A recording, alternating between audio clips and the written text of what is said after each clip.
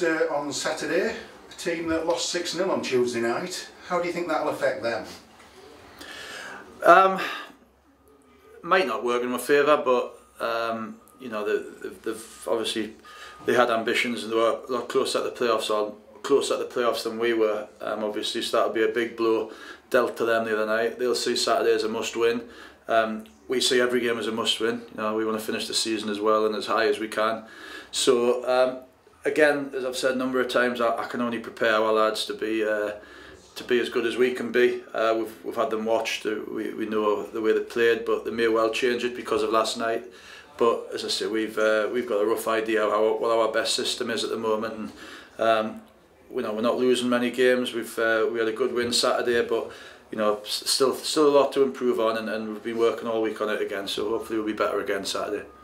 As you say, we go into this game on the back of a 4-game unbeaten run. We also had the 1-0 victory against Southport on Saturday. What's the mood like in the camp this week?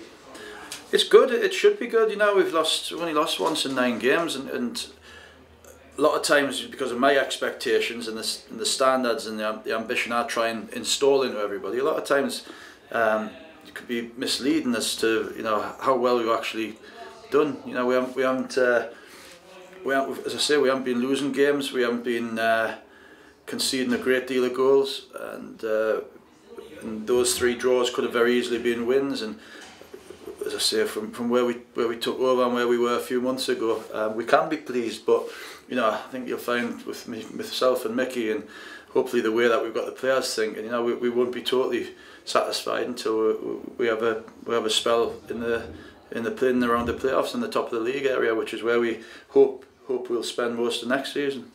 Results on Tuesday mean that we're now 9 points off the top 7. Is playoff qualification a bridge too far now?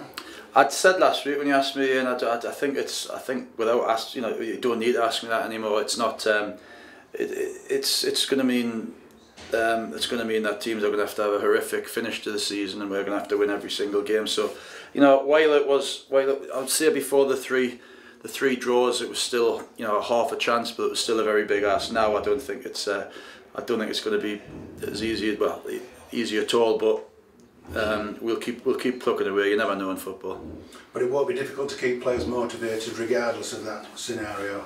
Well, it shouldn't be. They've all got something to play for. The ones that are going to be here next season that are contracted have to impress me enough to go into the summer, and you know, them being the players that I'm not looking to replace, and the players that aren't contracted next season, if they want to stay here, they're going to have to, you know, train and play as well as they can between now and the end of the season, and if they're not motivated, then they're not doing the right things in training, then they won't be here anyway. But we haven't really got a group like that. We've had 2 back-to-back great training sessions again, working on all the things that we needed to, and just need to take that onto the pitch and have the belief. But as I say, it's still a work in progress. You know, it's not. I think any manager will tell you the same thing. I think having a good pre-season, a good recruitment spell in the summer of their own, and then, you know, playing the pre-season games, going into the seasons, what every manager wishes for. You know, I've not had that in the last 2 jobs,